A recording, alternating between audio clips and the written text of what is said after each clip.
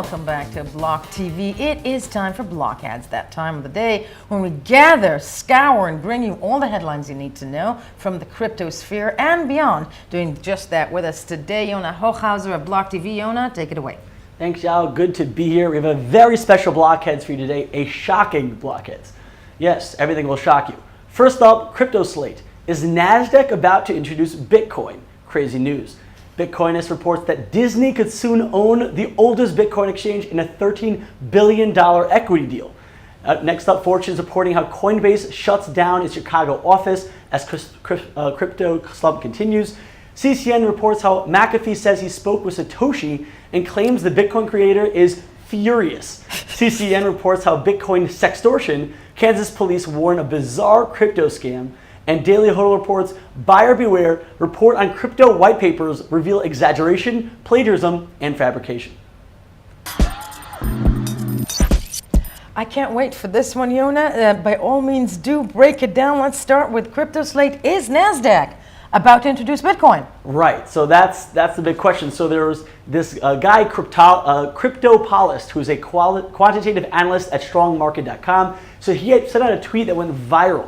He tweeted that he was able to purchase one Bitcoin through TD Ameritrade. Yes, that's a TD Ameritrade. That's a broker that allows electronic trading on the Nasdaq. And you see there it says BTC/USD. That's a trading pair. So like, whoa, is Nasdaq allowing the trading of Bitcoin? So then he gave an update saying that according to the TD Ameritrade support, which he reached out to, they said it's not a real trade in my account. It appears they're only testing. They're using their paper trading platform. And support says, I'm not able to speak on it. They didn't know what it was. Strange. Something's going on here for sure. So, and other people have also been speaking about this and able to see it on the TG. No, I know. But my first reaction is, whoa, first of all, I would think that Nasdaq, if they were starting to trade Bitcoin on their platform, it would be slightly more known than, whoops, look, I found this icon on this. So that's one. And the reaction from that spokesperson that didn't want to be named because it said blah, blah, blah, that's what, that they were testing it? If right, indeed that was them? So to that person's credit, it wasn't a spokesperson, it was just a support guy probably. You're getting paid, minimum wage, didn't know what's up. They don't tell him anything. Okay. But no. But that's the guy who doesn't know shit. Yeah, so they're definitely not trading yet, but that's cool because if they're testing it, that means they do have plans. No, thank you for saying if, because all of this is, there is a rumor that Nasdaq is trading Bitcoin on their platform. For all of you out there listening, viewing this, try and confirm it. Lovely. Let's move ahead. Bug them until they list it. Call them up. Yeah. Okay. There we go. Okay, well, next up, Bitcoinist. This is also crazy news. Disney could soon own the oldest Bitcoin exchange in a $13 billion deal. Right. So this came out of nowhere. When you think of crypto, you don't think of Disney. So, of Mickey Mouse, definitely exactly. not. So this is kind of a side thing. So pretty much Disney is currently one of the major bidders for a 98% stake in Nexon, which is South Korea's largest game developer and second largest online games publisher in the world. So they're trying to buy this gaming thing. That's what Disney is aiming for. But on top of that, Nexon is 46% owned by NXC.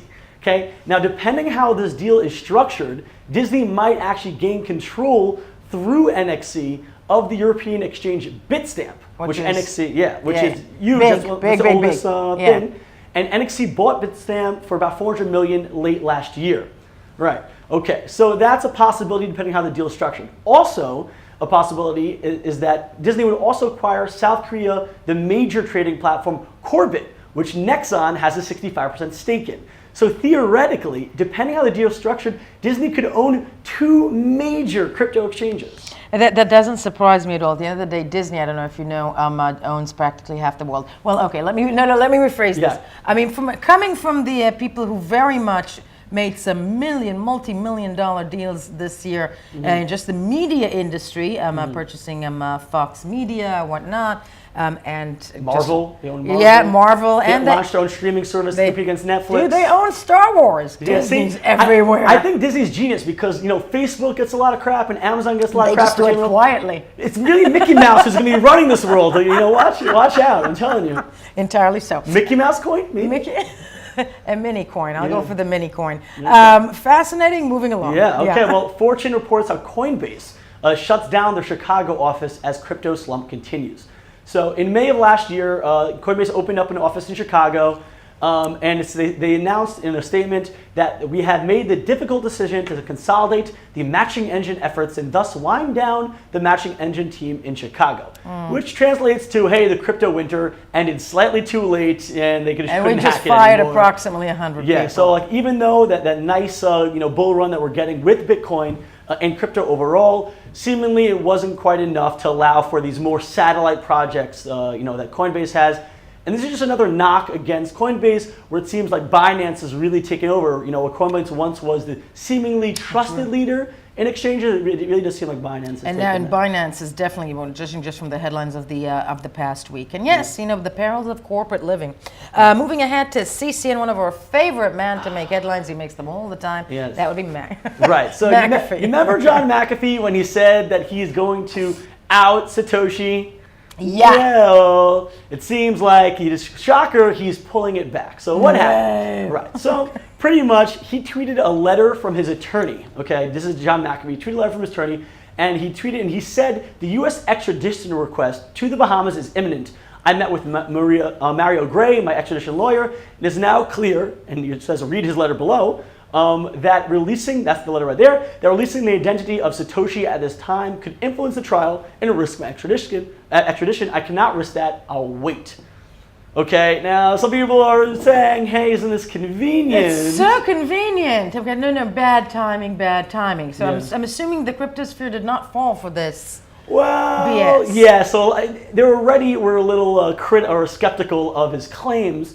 But one never to not give us something good. He had recently, McAfee recently told Bloomberg in an interview saying, "I've spoken with him," referring to Satoshi. Right? And he's not a happy camper about my attempt to out him. That he's so good, McAfee. He gives us so much. Although I would find it entirely transparent, Yeah. as I discussed yesterday on the phone with my friend, the Queen Elizabeth. Yes. Yeah. Okay. Yes, exactly. And that's not the best. In his best Trump impression, because seemingly this is something that's taken right out of Trump's playbook, he said, McAfee said, okay, people forget that I'm a technologist. I'm one of the best technologists. My entire life has been tracking people who are the best in the world at hiding their identity. Finding Satoshi was a piece of cake for me. Okay, I love cake, the best cake. Right, so that is seemingly what Trump would say, but it was actually John McAfee who was kind of tooting his own horn, saying that, all you people who were looking for Satoshi all these years, for me it was a piece of cake. Which again, I want to tell you, proves my point. We can make fun of McAfee till kingdom come. He may threaten to cut off his member, but he might actually one day be the president of the United States. He's got all the attributes. Be president of the United States, or eat his own dick, as he says. So but moving ahead because we went from McAfee to a headline that says Bitcoin sextortion. Yes, Bitcoin. So this is by CCN, Bitcoin sextortion. Kansas police warn of bizarre crypto scam. So the details here is that a scammer has been sending emails to victims telling them that he has recordings of the victims pleasuring him or herself. Now, the Black Mirror did an episode on this, and it was pretty crazy. So the hacker then tells them that he hacked their contacts and will send the video to everyone he knows unless they pay $800 worth of Bitcoin. Now, not only that, the hacker then instructs them to Google how to use Bitcoin and recommends that they use the BitPay wallet. It seems the hacker has a fondness for the BitPay wallet. And the hacker promises to abide by the hacker code of conduct, as we all know that exists, saying, once you pay, I'm done with you. So it doesn't seem to be working because the Bitcoin address that he sent to the people hasn't received any money yet, although it could be shocking. They haven't figured out how to use Bitcoin by Googling it. No, or as I said, shocking. No, this could actually really fit into Blockheads. It sounds like one of the maybe not most intelligent schemes, but nonetheless a scheme. Definitely the scheme. So ahead from sextortion schemes to the Daily Huddle with buyer beware. Buyer beware. Yeah. So this report came out on crypto white papers that reveals shocker, exaggeration, plagiarism, and fabrication. It seems like the ICO thinks some of them were scams. No. I know, right? So an investigative report by news outlet Decrypt, they shows that white papers, a lot of them were written by writers who were paid by companies to write them. And so many of the writers that were interviewed for this report, they said that they are, quote, constantly required to fabricate and exaggerate facts and are met with an alarming laziness on the part of the companies employing them. Yes, it seems like all these companies that got paid millions of dollars and raised in ICOs and don't have to do anything for it, apparently they become lazy once they make all that money. Yeah, couldn't even get themselves involved in inventing a white paper that was promising a utility that might never work. Exactly. Wow. Yeah, wow. so they said, the writers said they make reportedly anywhere from $1,000 to $50,000 for a single report. Keep in mind, most of these reports are copied and pasted, and then you can make up numbers. No, I know. What comes to mind is actually the recent college admission scandal in the United States. People paying others, adults, to write the papers for their children to get them into Ivy League schools. So this is actually across borders of institutions in all kinds of professions. Yeah. But yes, a fake white paper will eventually. Shocker.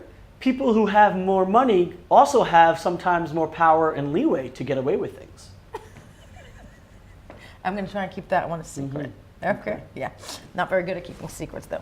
So, Yona Hochhauser, thank you so much for that rendition, albeit slightly depressing, of Blockheads. Always a pleasure to have you. This was Blockheads for us. Don't forget to check us out. BLOCKTV, never sad and we never lie. On every social platform that you have, Facebook, Twitter, Telegram, and we'll be right back.